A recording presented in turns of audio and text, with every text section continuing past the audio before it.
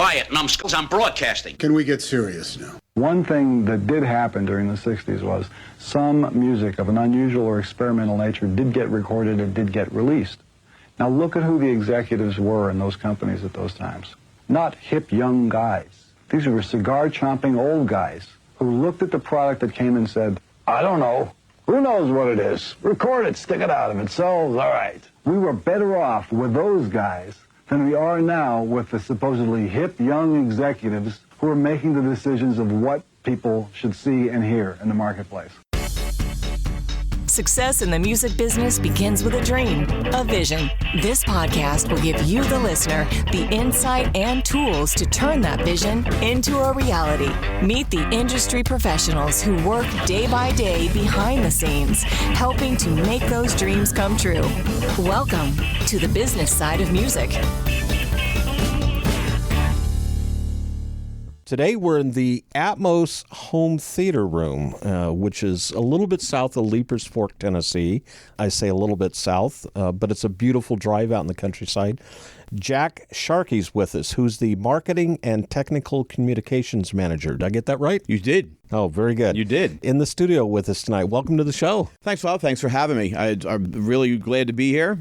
This is a beautiful place you got here, and I love it. First of all, you don't realize how beautiful some of this area is until you drive around here. And particularly this time of year, because it's just, it's the colors are changing a little bit. Yeah, the Santa Fe area was, like I told you when we first met, it's a bit of a culture shock because I'm a suburban boy, pure suburbs for me, but we're out here in the country and loving it. And then we get to do things like we have our theater room that my wife and I just built, so it's kind of fun. Cool. And we're going to talk today about KEF speakers, which have been around for quite a while. Going back 1961. 1961. In fact, we're just coming up on our, I guess, I can't do the math real quick, but October 4th is our birthday, if you will. So yeah. we're approaching that real quick. So that's, it's going to be, 58 years? 58 years, because, I had to think about that one myself. But let's talk a little bit about the history of KEF speakers, because they really have a legacy. The BBC was heavily involved, I guess, at some point with KEF. Right. Well, our founder, Ryman Cook, came out of the BBC in the 50s, and he had been in the military as a radio operator.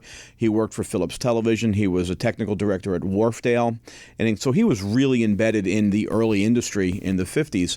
He began to experiment or began to have ideas of using different materials for the speakers, because at that time everything was paper, and it was the vagaries of humidity and heat and production could really change the sound of a speaker. So there wasn't a set condition for speakers. I'm at loss for the words, but I'll just keep plowing right through here. So he started using plastics in our speaker diaphragms, which was really kind of groundbreaking. And so we started in 1961, and then by the end of the 1960s, we were back building monitors for the BBC, and the famous LS35A monitor was ours. There's maybe 65,000 of them were produced during the 20 years that they were in, and so every LS35A in the world has our driver components, and almost all of them have our crossover components in them. So the speakers you're looking at right here, the LS50s, which is what I outfitted my home theater room with, was our 50th anniversary sort of homage to the LS35A. Mini monitor, based on one speaker with a ported output and all. We've done a lot of work with the BBC. We also did, much to my surprise, the C55 was a product we put out in the late 80s, and an amazing amount of country hits were mixed and mastered on the C55, which is, as is a consumer speaker. Yeah. Not a studio speaker by any stretch, but it became sort of the go-to for a lot of guys that were mixing and mastering in the 80s and the 90s, sort of during that golden age of country at that time. It was obviously a very innovative step when you went from a paper cone on a speaker, because that's pretty much what everybody recognizes. I know that I think at one point Altec and definitely JBL, they always had the aluminum dome on some of their product line. I think maybe their musical instrument speakers, but paper was kind of the norm. And you're right, it's a wear and tear, and after a while it's just through attrition. You have to either recone or replace. You've designed a set of speakers. Were you the pioneers in this? Yeah, everybody, like everything else in every industry, there's always multiple forks, people kind of approaching the same thing. But we were the earliest to bring to market these new materials, these neoprene drivers and all. And a lot of it was our search for consistency, which was the word that I couldn't find a couple of minutes ago. That if it's a particularly rainy day in Kent, England, and you're building speakers, those drivers are going to have a different shape than they are on a sunny day. Then, of course, you bring them into your house. You would never even think about that. Right. So the consistency of manufacture was all over the place. And that meant that the consistency of the reproduction was all over the place. So when we started using these plastic compounds on our drivers, that changed the game a lot, because now we could make a consistent speaker, and you as a consumer or as a studio guy or whatever it happened, wherever you were listening to your music, could depend on what you were hearing was as accurate as we could make it. Yeah, so it was audio in, audio out, with the dynamics literally stayed where they belong. Where they belong. Yeah. Yes. The old adage in the stereo world is a straight wire with gain. So, right, is, just we want to have it as pure as we can possibly have it. And so that helped immensely. And that's a lot of our legacy. The innovation. We also used computers. We had HP computers in the early 1970s to do Fourier analysis and to do computer simulation and all. So we were the pioneers in that. We had full banks of computers as early as, I believe, 1971 or 2, which is early. Back in the days when computers took up an entire room. Absolutely. Pretty much the size of the room we're in now. We're in now, exactly, which is 16 by 18, So, yeah. And so then we came up with our reference line, which we were able to then use computers to graph the response of a driver absolutely precisely. So then we could build a prototype. We could build, the ultimate of a product. And then coming off the production line, we could compare these production pieces exactly to what was coming off the production line to the reference.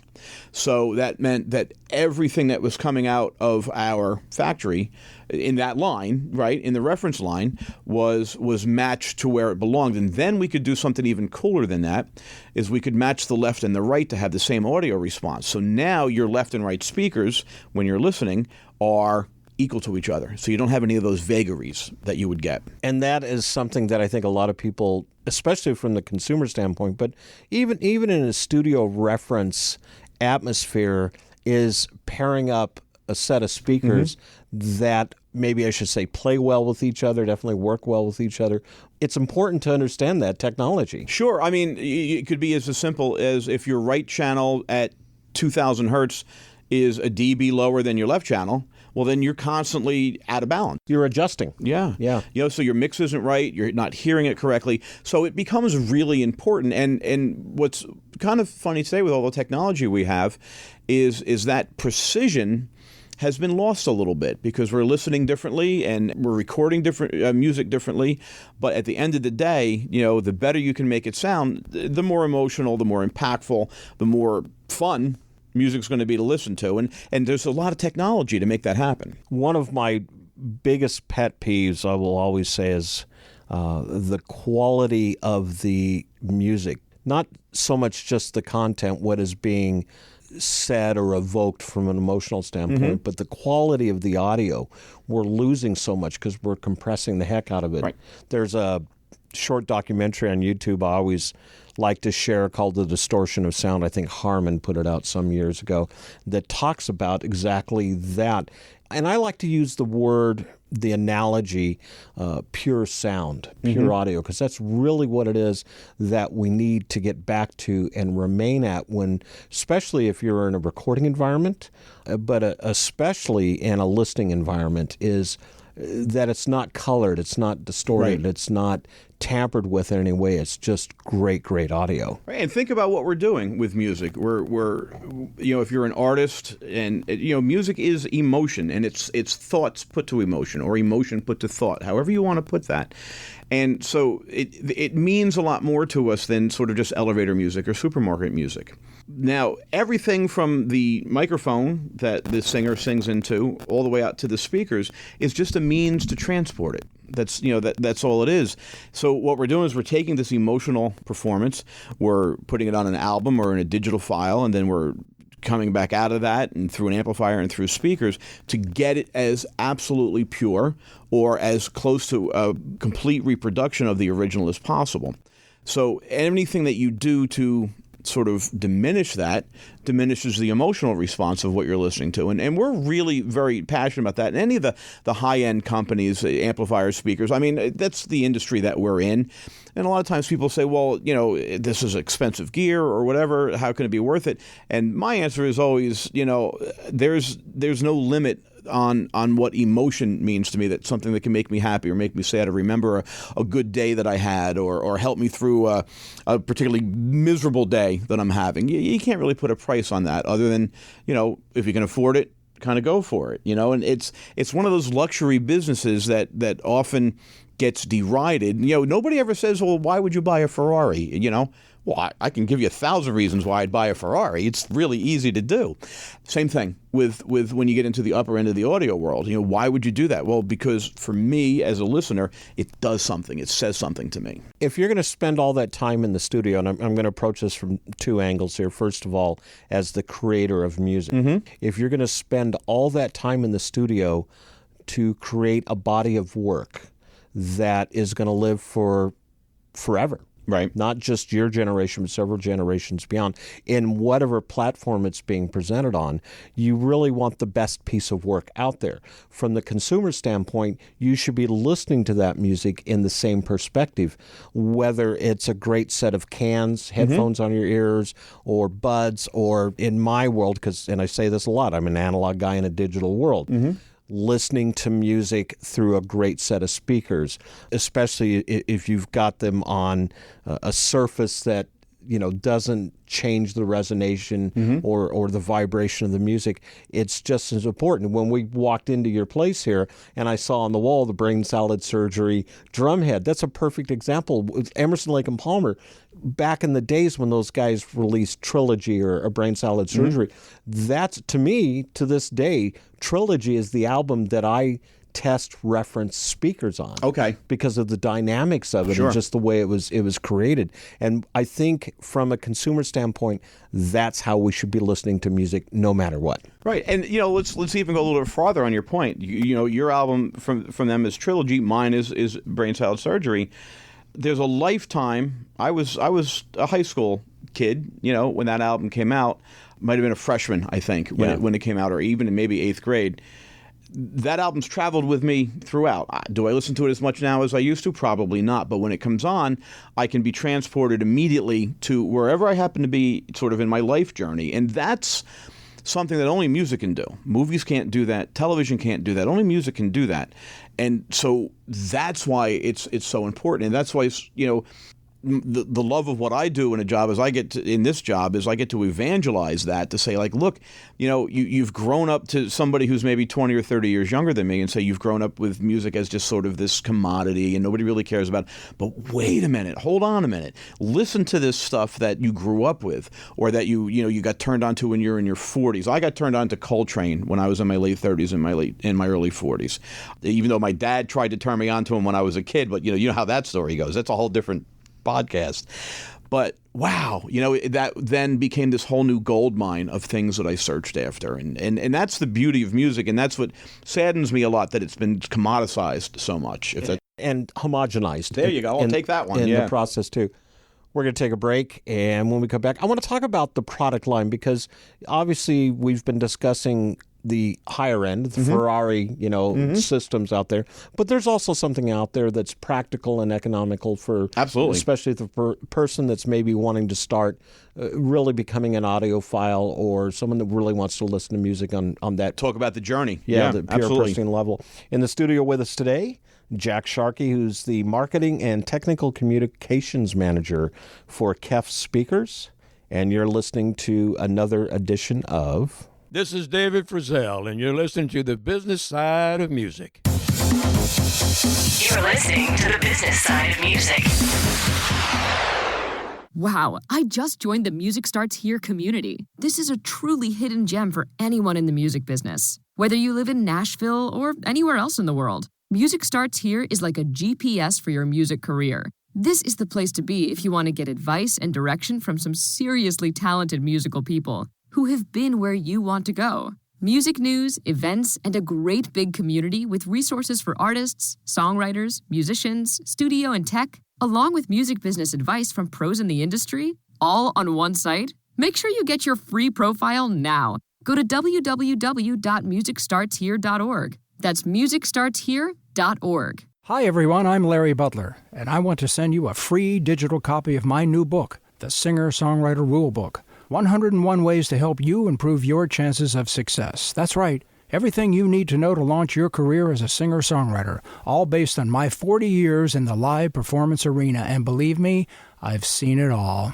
In my book, you'll find the 10 things you have to deal with before even thinking about becoming a singer-songwriter performer. You'll also learn about the 5 things every singer-songwriter can do this weekend to make their live show better. 5 things I can guarantee that you are not doing already. Plus, there's tips on songwriting and staging, photo and video shoots, publishing, merch, dozens of other topics, all written for people who don't particularly like to read. And again, it's free. Just go to the Business Side of Music website homepage and look for my book cover. Click on it, and a free digital copy of my book will be yours. I'm Larry Butler, and I approve of this message. You're listening to the Business Side of Music.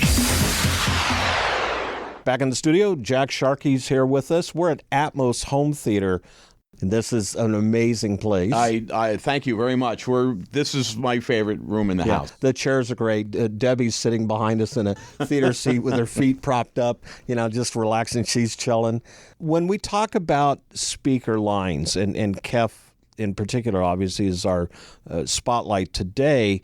I mean, you really run the gamut price-wise. I mean, from very economical to really kind of the Ferrari or the Bentleys of the world. Right. So, and the thing is, I mean, our most expensive flagship speaker is the Muon, and they're $235,000 for the pair.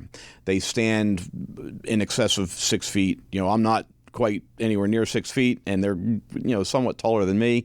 And it's an amazing speaker. And then from down we go into the Blade, which are $30,000 a pair, or thereabouts. But then we go right down to speakers that are $500 for a pair of passes. But the thing about it is technologies that we've put into Blade and into Muon and these speakers, the LS50s that you're looking at here, filters its way down into our entry level speakers. The R&D, the research and development, really does trickle down. Absolutely, it does. Yeah, absolutely. A perfect case in point is the Blade, which has it's a really sharp-looking, large speaker, but it has what we call the UniQ in it. Now, we've been developing the UniQ for 30-plus years, which is a coincident mid-frequency and high-frequency driver, so you sort of don't get any kind of spatial issues. You don't get that tiny little sweet spot.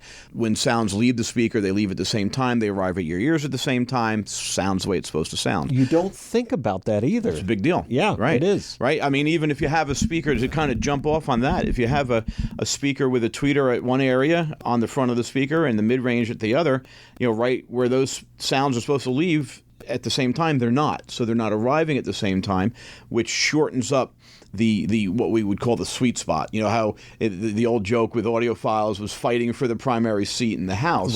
Right. But here, X marks the spot. X marks the spot. Yeah. Right. What I was able to do here in this room, we have 6 theater chairs on 2 levels, and I'm using UniQ all the way around. I was able to tune the room. Now, granted, there are some areas that are always going to sound just a little bit better at certain frequencies. This room is still being tuned. But in terms of you're sitting, 2 seats away from me on one row, you're going to hear you're sitting right in front of the right speaker. You'll hear the left speaker as properly as you're supposed to hear it if you were sitting in the center. And that's that result of that UniQ, that phase coherency that we have. So all that mumbo jumbo we design into our high-end speakers, but it filters down into our entry-level speakers, which means that somebody who's just starting their audio journey, maybe with LSX, which is our wireless Bluetooth speaker that's similar to the LS50, but it's $1,100, or I guess it's around $1,100. Sorry about that. Per pair. Yeah. Right? you can get a similar performance than something that like the LS50, which is $2,200, which is twice as expensive. But our Q series, which is a passive speaker, has the same type of technology. Always, it's a matter of scale. It's a matter of build material and things like that. But you can start with a nice, modest Q system, an LS system, and build your way on up. You're probably going to appreciate this as much as I do. I've been doing audio since I'm a teenager. When I was in college, I saved my money to get the right, the gear that I wanted. And I look at it now and, that was very quaint. But that's the best I could afford at the time. And that's what kept me on this journey. And in many cases, that was probably some of the best that was out there back then. Sure. Yeah. AR-18s, listen, I work for KEF. I love KEF. I love working for this company because I believe in the product. But I scrimped and saved coming out of college for a pair of Acoustic Research 18s. They were a little bookshelf speaker, and they were marvelous to my ear at that time. And then you outgrew them, and so so on and so forth. And that's the other thing we talked. The kind of the neat thing about our product line. We talk about the journey, the audio journey. You can start as a newbie in this hobby, and you can work your way right on up. And that goes, for the amplifiers that you would match it up with, and so on and so forth. And this has been a lifelong passion. I'm lucky to make a career out of a lifelong passion. But if I wasn't in this career, I'd still be as much of a nerd as I am now. You just touched on something that I definitely want to talk about: matching the right amplifier for the right speaker. Now, KEFs, are they both powered and unpowered different models? Sure. Right. So these LS50s are passive speakers, they're being fired with an amplifier that's about 10% higher than their maximum rating. I like to make sure I have a lot of current going in the speakers, and I don't have any toddlers here. They're going to turn that knob all the way up. So you would typically run it at a little hotter, 110%. Again, if you don't have the possibility that somebody's going to come in and whomp on that knob and blow the speakers out, it's a little better to have more power. Certainly, you don't want lower power for your speakers. That's a speaker killer. So, even though we give a minimum of these speakers of 10 watts or 15 watts or whatever, I believe, I wouldn't fire these with anything under 60 or 70 good solid watts of power, because that'll burn a driver out. And I'll spare you the gory details of clipping and what that does with the drivers, but suffice to say, you want to keep it sort of... There's a threshold in there. Yeah, 60 to 110% of what that maximum is, and the minimum is where you want to be with passive. So to go back to your original question, we have the passive speakers, and then we have a line of wireless speakers that are self-contained active music systems that are glorious sounding, and the LS50 wireless has been a super product for us, and that you can stream to it, you can do optical to it, your turntable, Bluetooth, and whatnot, and it has amplifiers built in and DACs built into it. It's completely self-contained. And then I had mentioned earlier the LSX, which is the next version down from that. It's roughly 2/3 of the size. It's roughly half the price. It's a great entry level. And it's an amazing little box. It's an amazing little speaker. And it has all of the connectivity that you could possibly need, from hooking up your television to your turntable to your Bluetooth or your Spotify, whatever it happens to be. So yeah, we run the gamut for your journey, and I hope that everybody gets to the journey where they're buying blades, at some point. It would be awesome.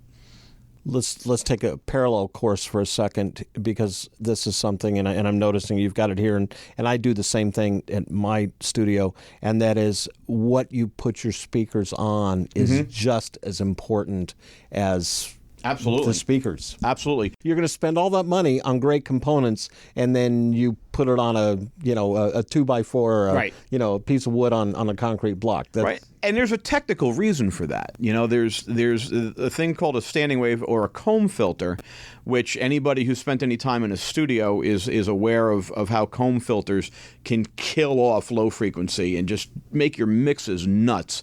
And a lot of times when people are saying, I can't get the mix right in my room. What's that resonation I keep hearing? Yeah, and it's because they're on some wooden platform. It's an ambient, it's changing the response. It is. Yeah. So what we've got here, these are bespoke stands for the LS50, and they're filled with an inert material. They don't move, and they're anchored to the floor with just sort of needle points to kind of bring all that energy down to one point. So before it disperses. So what I'm sending out of the speaker is dissipating before it bounces back up and interferes with stuff that's coming later. That's a comb filter. Yeah. So stands are if you're going to be involved with bookshelf speakers and mini monitors and things, stands are really, really important. When you move into floor standing speakers, then the way that you anchor them to the floor is equally important. To use the right feet and all. And the nice we supply everything that you would need to do that. The stands, obviously, we don't supply, but when you buy floor standers, we supply the feet assemblies that you would need to coincide with those speakers. Solve those problems. Yeah. Placement is a big deal. It really is. And you'll even notice these speakers. There's a slight toe in. I've spent hours moving back and forth. Now I'm insane, so there's that difference, right? I like spending the time to do that, but seriously, to kind of dial it in and get it right, you have to spend a little bit of time. If you are serious about your music, you need to spend that time. Because otherwise, I hate to say it, you might as well just put some earbuds in and capture whatever frequencies those earbuds will allow you. It gets back once again to that, what I said in the previous segment, that distortion of sound, because we compress music. And it's sad that we're compressing music that much to squeeze it into those little earbuds you get with your smartphone. When the music that is being produced in the studio, I mean, it covers the full gamut of frequencies, and you miss things. I've said this before on shows. I listen to albums now that came out in the 70s when I was in high school, and I hear parts that I never heard before because I'm listening to it in a manner I didn't listen to it back then. Right. It's funny. I do the blog for KEF on the a quick plug coming up here. It's www.shop.us.kef.com, and I do the blog there. What is it again? www.shop.us.kef.com. Gotcha. Right? And I do a feature now on Fridays called Did You Hear That? Where I simply take a song and I find something in there. Some of them we're all familiar with, and some of them are things I've picked up over the years that I've never heard before, and just kind of talk about it. And it's amazing how people have really kind of begun to really get into that little thing, because it's a really cool thing when you have a song that you've listened to for however many years, and then all of a sudden you hear that thing that you've never heard before. That's exciting, and it still happens, And it might be a simple guitar lick or a set of congas or whatever, but yeah. Do you have a particular album that you use as your reference piece that you know it so well, that's what you're going to listen to when you're testing out speakers? Yeah, believe it or not, Donald Fagen, The Nightfly. Great album. Right. There's IGY, New Frontier, and there's a couple other tracks on that, but New Frontier is probably the one that I use the most because I know exactly what it's supposed to sound like. I love the spacing of it. It's a really super well-produced album. There's a couple of things. There's a couple other ones I use. Pink Floyd's Wish You Were Here. I'm not a big fan of Dark Side of the Moon. It's a great album, but sonically, I think Wish You Were Here was just that much better of a record. Right. So there's those. I try to avoid songs that have been overly compressed, as we talked about, both from a dynamic sense and from a data sense. 192.24 resolution files is what I try to listen to as much as possible. I don't really go below 96.24 because I can really hear the difference. And I think most people can once you're kind of clued into it. And it's what happens is it's like HD TV, right? You couldn't go back and watch regular television that you watched 10 years ago. Regular television, standard definition, you didn't have a problem with it. And you couldn't watch it now. Yeah. Right? Same thing. Once you hear these things the way they're supposed to be heard, it changes everything. It does. And your ear trains to that. Mm-hmm. Yeah, I get it. Yeah. Just like your eyes when you watch something that's 4K and you go, yeah, I can't believe I watched anything any other way. Yeah. Well, audio is the same way. Yeah. And The Duke from Joe Jackson, his latest, is kind of a jazz record, came out maybe at this point now, probably close to 10 years ago or so. Questlove is on it, and it's a marvelous record just musically, but in terms of sound, it's a really great record. So those are my two, Donald Fagen and Joe Jackson. I still use Steely Dan Asia. Asia is which another I think one. a lot of people do, because it's just the amount of time that those cats spend in the studio producing that, it's there. And then, of course, Emerson, Lake and Palmer's Trilogy. Yeah. Those are my two that I'll test a pair of speakers or headphones or anything with that. Yeah. I was shocked. I was a kid, maybe just got out of college, and I went to a concert. I don't remember who it was now or whatever, but I got there early. My career path was front of house engineer. That's how I got started in the business.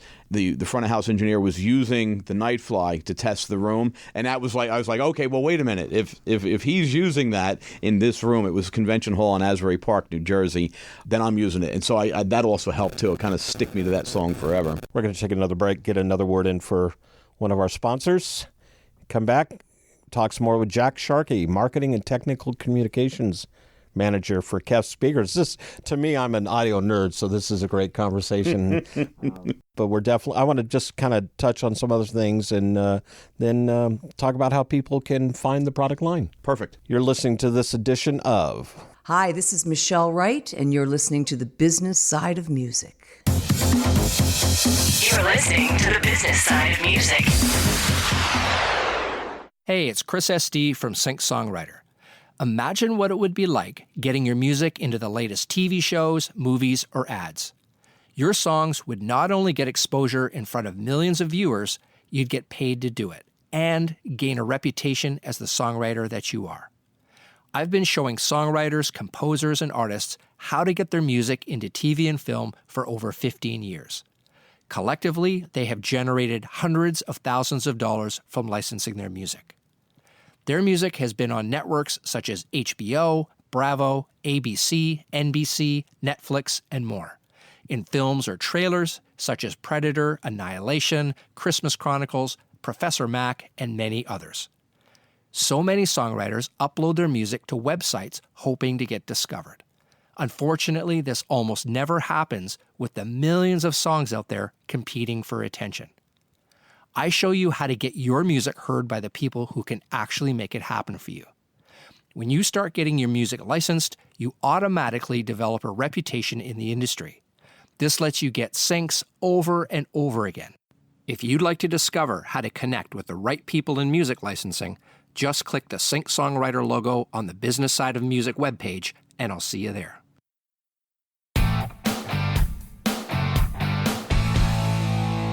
Hi, this is Vinny Rebus, the founder of Indie Connect.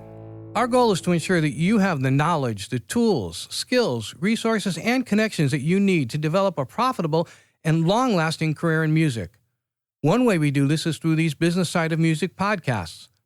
I'd also like to invite you to check out Indie Connect magazine, our free multimedia online publication packed with practical interviews and advice from music industry experts. Go to www.indieconnectmag.com. That's www.indieconnectmag.com. Let us walk with you and guide you every step of your musical journey.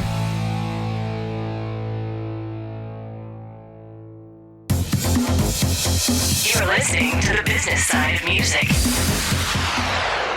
Back in the studio here, Jack Sharkey, Marketing and Technical Communications Manager. When we get done, and I wish that our listeners could be a part of this, we're going to hear this sound. And we're going to listen to this system. You can't leave until I show it off. Yeah, no, I definitely want to hear it. He's with KEF Speakers, been around since 1961. Where is the future of the speaker going? It's going to maintain the course that it's on now, which is active music systems, small, compact, convenient systems. I'm throwing my quote fingers up here to sort of match the lifestyle of people today, which is an important thing. Are people still listening to music the way they used to? Or they obviously, like with us, we're listening to Sirius XM in the car, right. We're listening to Pandora or Amazon Music. Yeah, I have to think that they are. If you listen to a lot of the naysayers and all this, say, no, not so much. But then I would counter that by saying, then what's driving the vinyl revival? Well, I was just going to say, vinyl is coming back. They're now saying vinyl may outsell CDs. If actually, or hasn't already. Financially, yeah, from a dollar to dollar this year for the first time since 1986. Yeah, right. So, which was the last year that CDs were not a player in the market. There are people there's a majority of people who are still really connected to music in that way. And, otherwise vinyl would have faded. I really thought the vinyl fad was going to be done by 2015. I would have bet you large sums of money in 2012 that in 3 years it would be over. But it just continues to grow. Continues to go. So that has to say something. It's not me and you that are buying vinyl. We already own it, you know?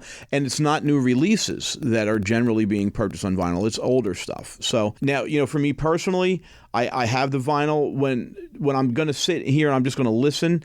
I use Rune through my LS50 wireless, and I have my NAS drive, my wireless server, and I listen to high res files and all. But I'm in that habit of listening to music, that way. But there's a lot of times I'll just throw an LP on and I have the turntable right there and just listen to it. I think what we have now is a situation where people are taking advantage of all the means that we have. You have the earbuds, you can have it as part of your life, you can download Spotify, but there's always going to be that need for this human connection to music. And Spotify and Tidal and all, they're awesome, but there's always going to be another need that we have as humans to connect to music. And I don't think that's going to go away. And that is why we're doing as well as we're doing, and the audio industry in segments is doing really quite well, when people would sort of maybe a couple of years ago scoffed at you and said, well, there's no future in that. No, humans are humans. They're not going to change. And I don't think I would ever listen to, as you said, John Coltrane, or me as a kid in high school listening to Miles Davis. Right. I wouldn't listen to it any other way except maybe through a really nice set of, back in the day, Pioneer headphones. But otherwise, it was played through my stereo speakers in my bedroom. Right. Just that's how you'd listen to it. And you wouldn't listen to it in any other way on vinyl. Right. Yeah. Right. You don't listen to Coltrane as background music. No. Right. It doesn't work. And there's so much music, you could say the classic rock, and, there's a lot of new stuff. The Decemberists happen to be a band that I really love, and they're, newer, although they're not that new anymore. You can listen to them as background music, but that doesn't work until you're really engaged in the music. And that's what we kind of maybe lost in the 20-aughts, up until the last couple of years ago, the early 20-teens, because technology just was shoved at us so hard, and it was really exciting and awesome technology. I mean, I have to admit, I had an iTunes account, and I bought a lot of music on iTunes, and I'm embarrassed by that now. Quite frankly, I am, because it was all low-res files, and, and I'm trying to go back even further to when you had Napster or Morpheus Kazaa. That file sharing was even worse. Right. You're right, because you could actually hear you could hear the dither in it. It was so horrible to listen to, but it was new and it was exciting, and we all went for it. And just like anything else, that's going to flatten out. And the fad of the day, listening to music on your personal assistant device and stuff, is great when you have a couple of friends over and you're going to play a game, a board game or something, and it's in the background, just like we used to have the AM radio. It was the same thing. Right. But when you want to sit and listen to music, that's never, ever going to go away. I think you brought up a topic of conversation in itself that we could probably do a whole nother podcast on, but I do want to touch on it briefly. Debbie and I notice this when we go to a venue, a live performance venue, to hear a band perform. There's a generation out there that doesn't sit and listen. They have conversations. So here's this artist or this band on stage pouring their hearts out with great music, and 3 tables behind us or beside us, someone's having a conversation. We went and saw Exile the other night in Nashville. These guys have been around 55 plus years, and still great artistry, amazing music, and the vocals are top-notch.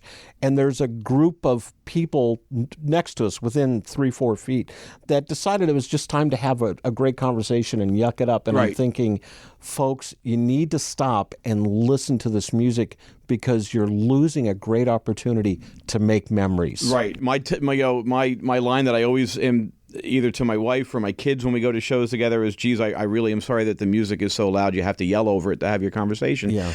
But, and put your phones down for a minute. Sure. Yeah.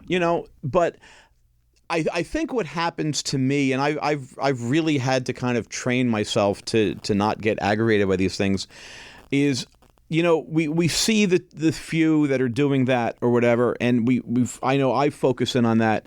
When the vast majority of people, if you go to the Ryman, however many 2,200 people at the Ryman or whatever it is, to me the greatest place to see a concert that I've ever been to is the Ryman Theater, and we're so lucky to have that so close to us here. And there's always the people, and they always wind up sitting right in front of me. I mean, let's get that straight. They're always right in front of me. I know where you're going with this, yeah. No, not always, because they're usually in front or behind me. Yeah. But the vast majority of people are as aggravated by that, as we are. My son's in his mid-30s. We went to see Tedeschi Trucks at the Ryman. And I hadn't seen him before, and Kevin's a giant fan of him, so it's like, Dad, come on, you got to check these guys out. Of course, I knew who he was, and I know all of the legacy of him and everything, and I was really excited about it. And he was aggravated by the people in front of us, who were just chatting. And he said the exact same thing that you just said, is you're missing this experience. That gives me great hope that, maybe we lost some people along the way. Yeah. Because, music wasn't such a big deal in the early 2000s. It kind of foundered a little bit. It was that elevator or grocery store music. Yeah. Now I get great hope. Ken Scott is he turned out as a business acquaintance of mine, and we've become friendly. He produced David Bowie and Supertramp. He worked with the Beatles at Abbey Road, and I mean, it's just to actually have this guy's ear is an amazing thing to me. But he said something that was really profound, that he views the music industry in the late 20-teens exactly as it was right before the Beatles broke. It was dull. It was just a commodity. It was, how much is that doggy in the window? There wasn't... One-hit wonders. Right. There wasn't a whole lot going on. And then all of a sudden, and it wasn't just the Beatles. It was the Beach Boys, and it was all these other things that just kind of exploded at one time. It was a perfect storm. Right. And I am so excited that could be happening again. I don't see it happening yet, and I don't think that, particularly somebody maybe at my age who's going to look through a different filter, may miss it when it happens. But when it does, it's going to be just as exciting. The rock and roll era, we grew up with rock and roll. That's what we expected it to be. We expected rock and roll to be here forever. But when you think about it, jazz or even Baroque or any of these other musical styles, they had a lifespan. 20 years. Bebop lasted, 10 years. We're still talking about it today. But it really had its life, for 10 years. Yeah, where it peaked out. Right. Right. Yeah. And same thing happened with classic rock. Same thing, rap, amazing to me. And I'm really thrilled about the fact that, because rap is a really true folk music to me, and it's been around now real hard for 30 plus years. It has lived a life much longer than I think most of us thought it would. Right, it's got a great run, but you can see as soon as it starts showing up in television commercials, as soon as it becomes part of the oldster, the commercial culture, then it's going to go, and then some kid somewhere is going to have something to say, and he's going to figure out a better way to say it, and everybody will glom onto it, and music will get great again. Yeah, not that it's bad now. There's a lot of good music out there. We went and saw Chuck Leavell perform a few months back, and what I loved about it more than anything, and this is music in the purest form, it was him on a grand piano and just playing the hits of the Allman Brothers and the Rolling Stones and Sea Level, all the things that Chuck Leavell was involved in. And to me, and this brings us back to that conversation, there was no conversation in the theater that night. Right. It was maybe 400 or 500 seat theater, and you could hear every single nuance of that performance. And I really hope that the next generation out there gets back to that, to where they listen to music that way. I think it's inevitable. I really do, because it's too important to people, and I think once it's okay to sort of admit that you don't want to talk, you want to just be on the same plane as the singer or the songwriter or the musician that you're listening to or whatever, it'll come back around again. I grew up, as I mentioned, on the Jersey Shore. I was blessed to be able to see every classic rock band that came to town. You had the Stone Pony there. Yeah, Stone Pony and Convention Hall. Yeah. So it was in walking distance of my house, or don't tell my mom, it was in hitchhiking distance of my house. That was back in the day when we that won't was. Tell her. Yeah, right. We'll make sure she doesn't listen to this episode. Yeah, because I was at the Stone Pony a couple times with acts I was working with. Sure.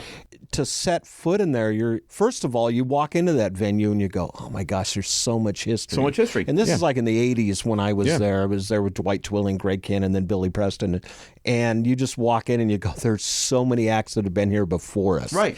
You do take that breath to listen to what's going on around. And that's never going to change. Now, back in the day when I was going to these shows, there was always...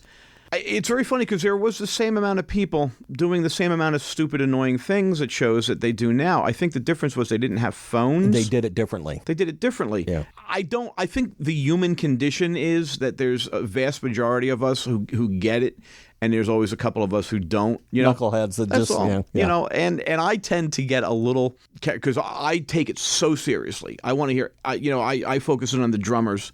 I want to hear everything that they're doing. I focus on the sound of the room. How's the front of house engineer doing? What does it sound like? So I'm maybe on the far end of the extreme, and maybe I'm not a lot of fun to go to concerts with because I don't talk to people when I go. I don't know, Just ask my wife, because I'm the guy that's looking at the lights and the sound and what's going on the stage. I have a good friend who's got absolute pitch, and I don't have absolute pitch, but I know the frequencies that I'm listening to. So we're miserable to go out with. We're just miserable because he's complaining about how off key they are. I'm complaining about dips in the 2.2 range, and like our wives just don't even want to go to shows with us anymore. So there's the other side to that. Well, too. Maybe we need to form a little social club where all of us can go and just Audio Geeks Anonymous, something like that. Yeah, that's great. Jack, thanks for being on the show. This was great. Hey, Bob, I really appreciate it. Anytime. Thanks, so much. It was a joy. You can grab us at KEF.com, and then the local site where I do my blog and everything is shop.us.kef.com. Facebook at KEF. We're on Twitter. We're on Instagram. The whole bit. And if you're interested in audio in any way, kind of check us out because we got a lot of cool things going on. Don't forget to check out our affiliates, including Lab Canna, fine hemp products since 2014. Click on their link on our website for more information and how to order their product line. If you're interested in getting your music into film or television, click on the Sync Songwriter link on our website. Absolutely the best way to get your songs listened to by top TV and film music supervisors. This is how you can get your songs quickly licensed for your favorite TV shows and movies. Click on our website link to get a free digital copy of Larry Butler's new rulebook for singers and songwriters, 101 Ways to Help Improve Your Chances of Success. Also, check out our other affiliate, Music Starts Here. You can find them at musicstartshere.org. Probably the best one-stop shop for the singer, songwriter, or aspiring musician who's relocating to Nashville or wants to. Last but not least, shameless plug for this podcast.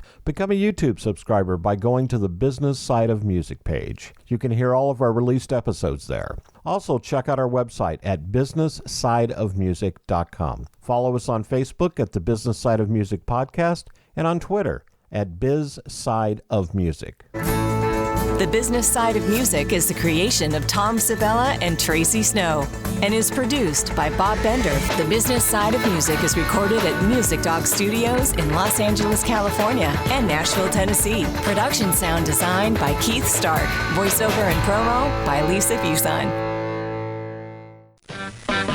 Introducing the Sloppy Joe, a brand new dance. From Libby's, the people who make Sloppy Joes. Just heat and eat and swing to the beat. Nothing like it anywhere. Get beef or pork. What do kids think of it? Man, it's the sloppiest.